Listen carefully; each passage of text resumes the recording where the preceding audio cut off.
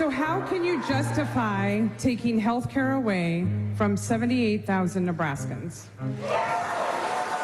As I explained before, this bill protects Medicaid for the future. People are asking you about cuts to Medicaid. Why did you cut SNAP and health care research? We do not have unlimited money in the United States. To food stamps, SNAP. And I see this new bill that transfers trillions of dollars of wealth from working class Americans, people that are sitting in this room.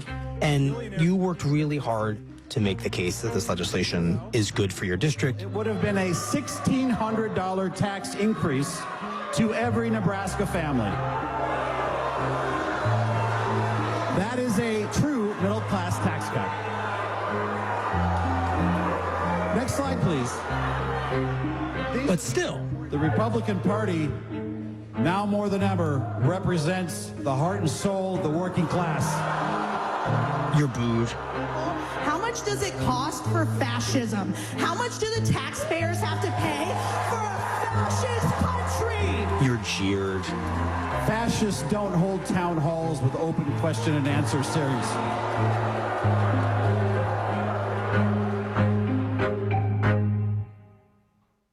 But there's value because I think it's cathartic for the people that are so upset. And I get something out of it, you know.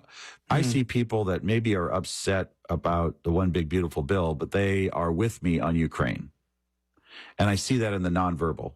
I see people that are worried about the future of democracy, and they are smiling when I say fascists don't hold town halls.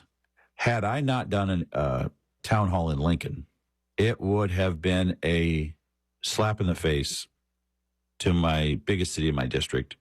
And before each town hall, I go out and shake the people's hands coming in. Then, you know, I get a lot of feedback. And it's easy to go to these rural communities where there's more, you know, Republicans. And so to have people from Lincoln say, thanks for coming here and doing it here. Right. We're in Nebraska too. This is your most Democratic corner of your district. Yeah. I thought that's a compliment, you know, like I'm here and we're doing this. Can I say they were thanking you, but the hate, to quote Chris Christie, was up close. It was not hard to hate up close in that room, it seems. No, that's true. But that was maybe 100 people of the 700 that were that upset. And at no time did I ever lose my cool or my mode of operation. We just kind of went through it. And I did say going in, I said, hey, let people say their piece. I do not want people drug out of here. That is not what this is about. Okay, next question. Oh, can you hear me? Yes. I'm a lifetime member of the Veterans of Foreign Wars. You know, I had somebody come up to me in Seward and say, Postal Service, which I'm, you know, he's a 57-year-old postal worker. You voted for a budget bill that cuts the Social Security supplement, which is a large portion of our benefits. And these are benefits that we've earned. We work for these benefits, okay? We're eligible to retire when we're 57, so we're not eligible for Social Security till we're 62. So what the bill that you voted for does, erases the 57 to 62 supplement that gets us to it, which is a large portion at that age of our retirement. I'm happy to sit down with you. I'm happy to look at it. I will get the information, and then I will do my best to act on your behalf. That is my pledge to you. We went back, we called him, we made sure we understood it, and we were able to tell him, hey, that has been resolved. He came to a town hall, and he put it on everybody's radar. But I guess I'm still wondering what it means for constituents, for voters, when these town halls go away. If most of your party is avoiding this format, does something important get lost? You know, like everybody does their job differently in Congress, and this fits my way that I do it. And some of my colleagues have legitimate safety issues that I don't feel like I have. That is legit. It's good for America that we have Republicans and Democrats that can spend an hour and a half in a room together. And yeah, there's some shouting and yelling, but I got the chance to say what I wanted to say. I got the chance to explain my votes. I got the chance to essentially debate with a few of my constituents, and they got the chance in their eyes to hold me accountable and to tell me how they felt. You said in one of your town halls, you urged voters to make the town hall that you were about to embark on a model of discussion for the rest of the nation. So what do you think it says that your town halls went the way that they did about the nature of our democracy, the nature of our ability to have conversations right now? What does it say to you? Well, it's certainly strained, but I have more in common with those screaming protesters than I do the rest of America that thinks that politics is a hobby, doesn't affect them, and they don't pay any attention to it.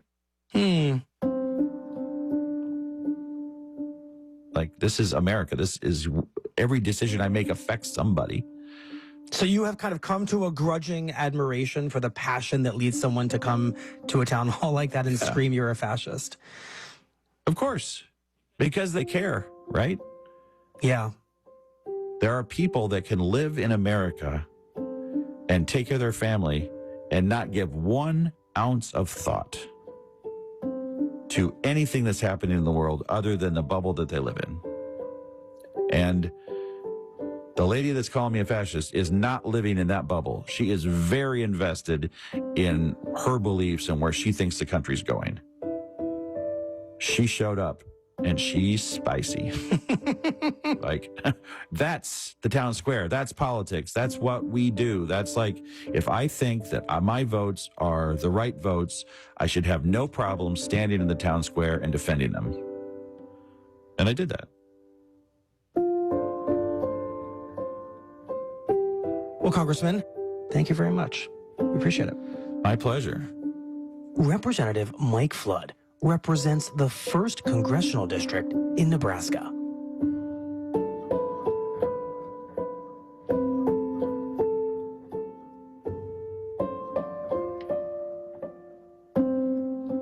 The Daily is supported by Bitwarden Password Manager.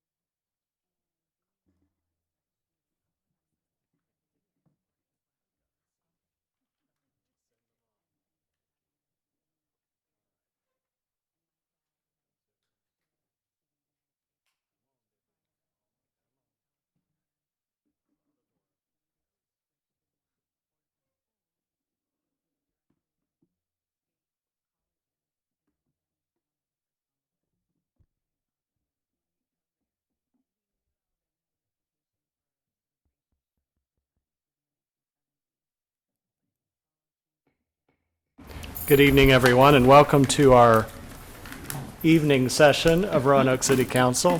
Thank you for your patience. I'll call on our city clerk to call the roll, please. Mr. Volleson. Here. Ms. Powers. Here. Mr. Hagan. Here. Ms. Sanchez-Jones. Here. Vice Mayor McGuire. Here. Mr. Nash. Here. And Mayor Cobb. Here, and a quorum is present. Tonight's invocation will be delivered by the Reverend Katina Martin, pastor at Belmont Christian Church, and then I will lead us in the Pledge of Allegiance. Please stand. Let's pray. Ever-present God, thank you for the miracle of this day. This room is full of great leaders. We invite your presence here this evening as reports and concerns are heard. May your wisdom and innovation come forth, and may hope and love prevail. In your name, amen. Thank you. I pledge allegiance to the flag of the United States of America and to the republic for which it stands, one nation, under God, indivisible, with liberty and justice for all. Thank you, Reverend Martin.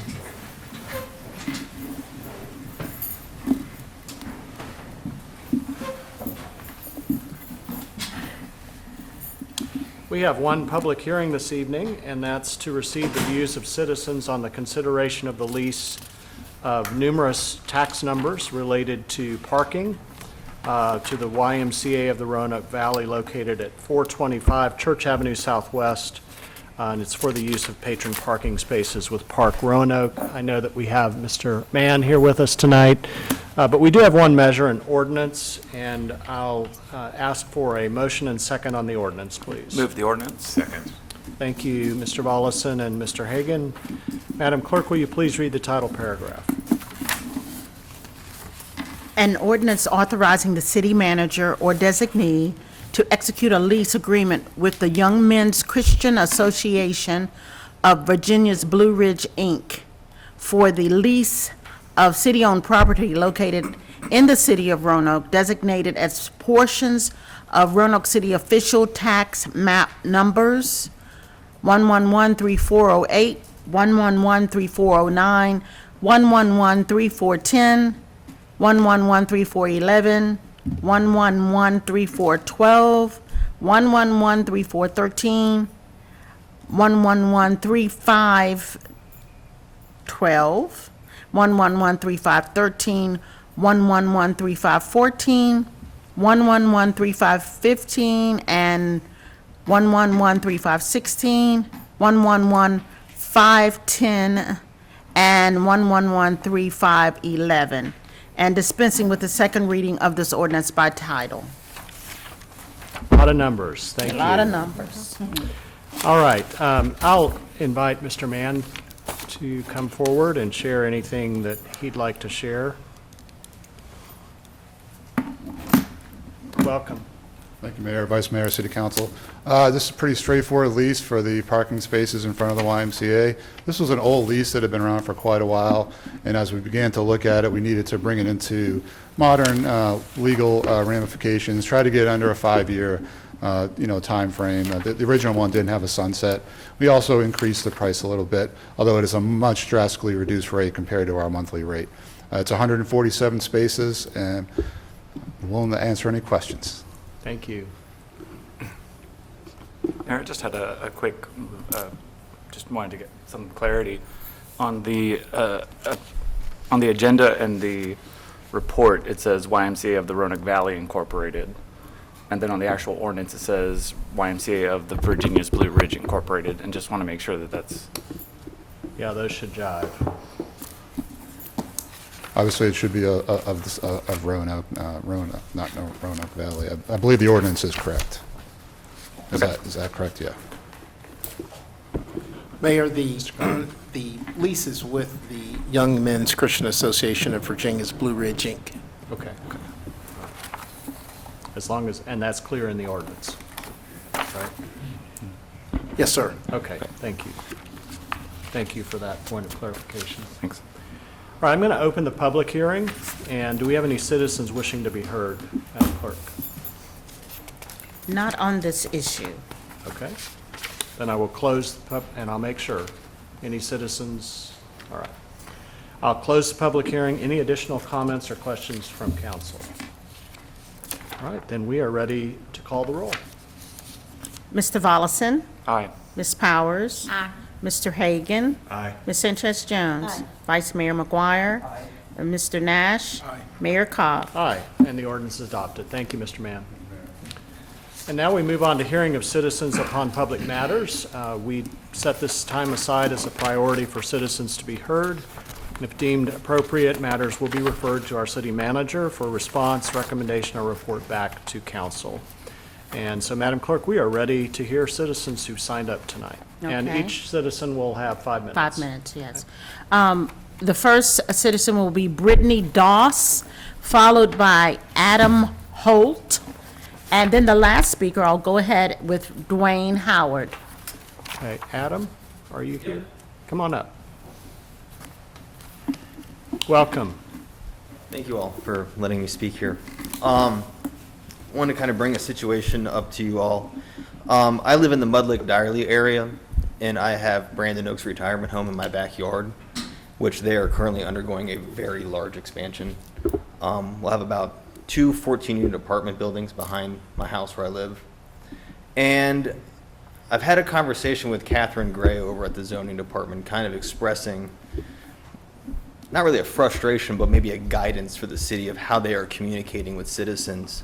I received a letter from the city of Roanoke, November 20th, 2024, outlining that Brandon Oaks would like to change their zoning, and it's basically just from basically residential multifamily to residential mixed use. That's my understanding, R to RC contingent. I personally have no issue with Brandon Oaks wanting to expand, take care of their clientele and the need for taking care of people later in life. But what got me on this is I wasn't aware of this really until 4th of July. Saw the surveying, saw things go up, and that's when the question started. And I was told that this letter that indicates a zoning change actually indicates there's a much larger comprehensive development plan that I don't work in zoning, I don't work in policy and planning. I don't know the jargon, I'm not a lawyer.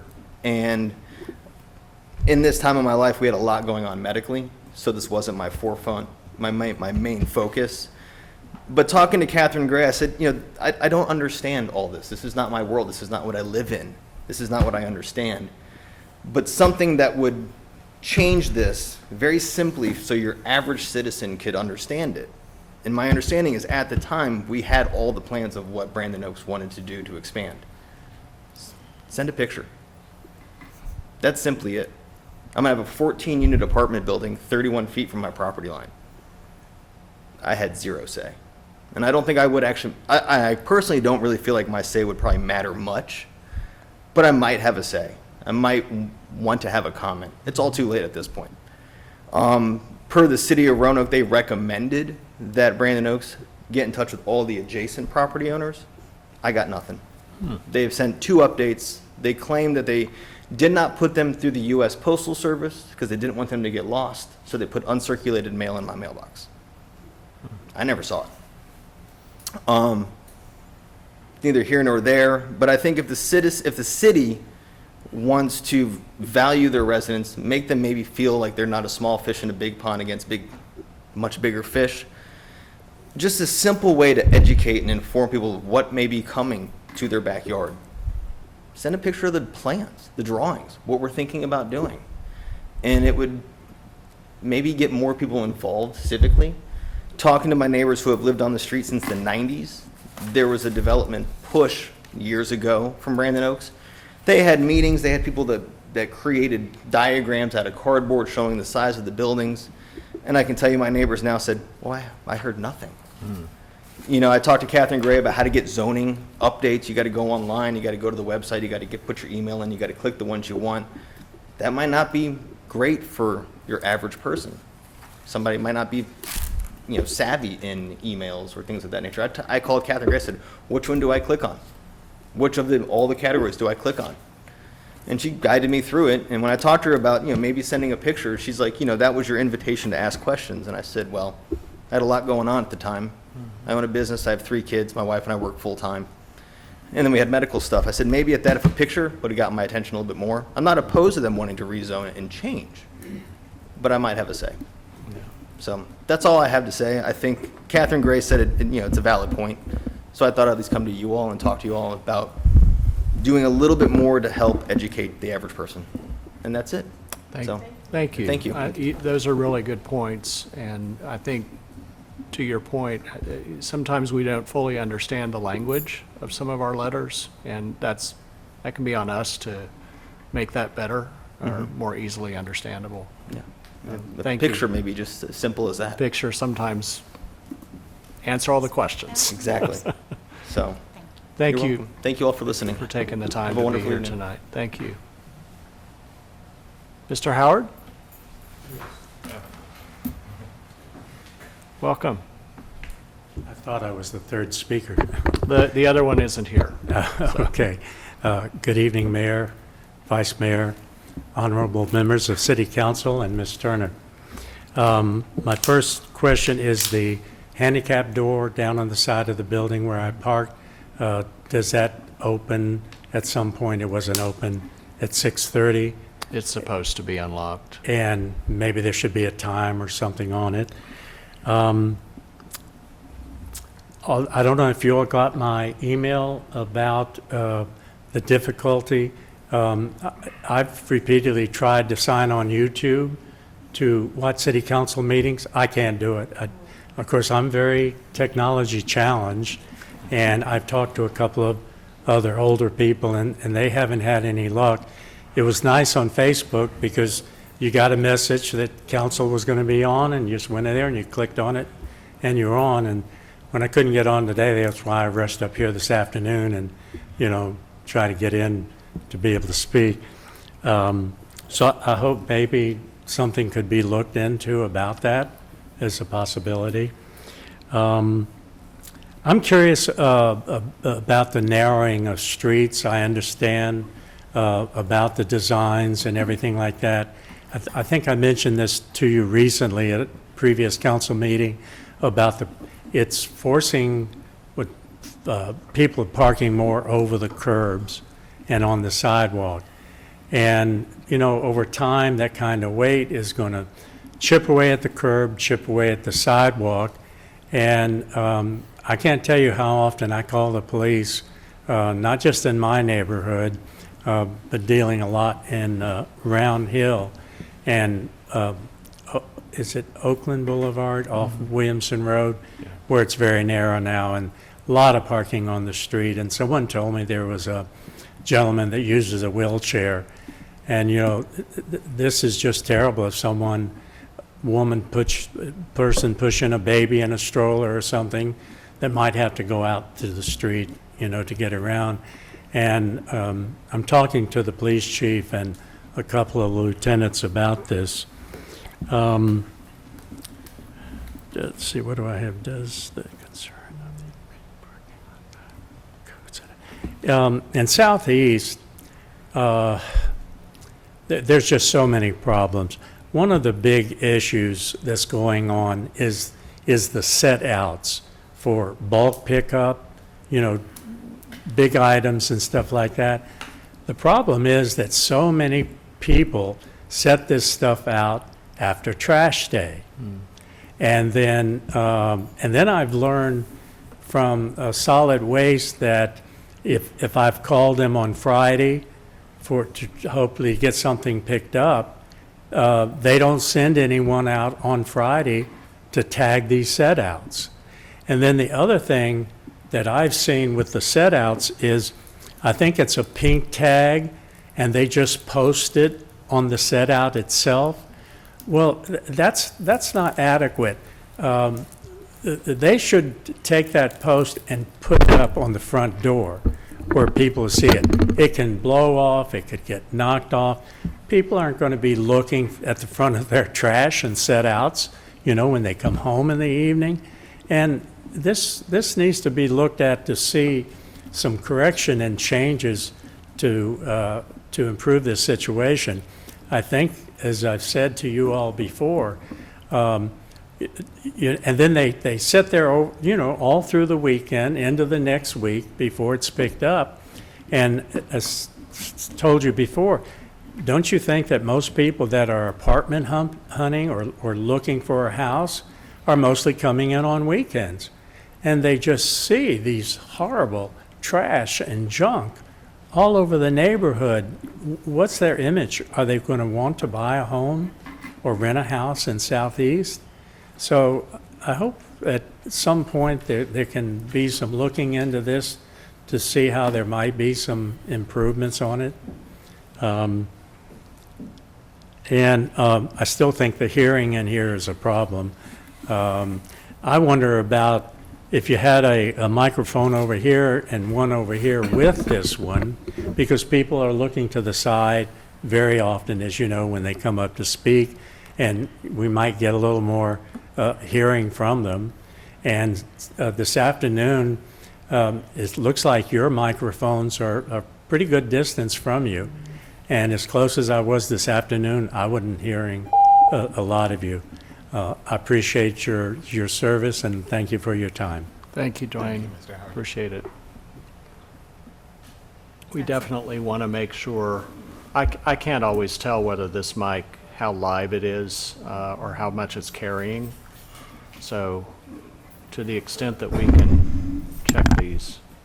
Just one update on that. I think at the last meeting I said that the audio had been replaced. That part has not been done yet. It's Okay. scheduled to be completed September 17th. Okay. But, so it's in the works, and we're also going to get a new podium, but that won't be in September. That'll be later as well. So. If I may, Ms. Turner, when I was sitting over here today and you spoke, I didn't hear a word you said.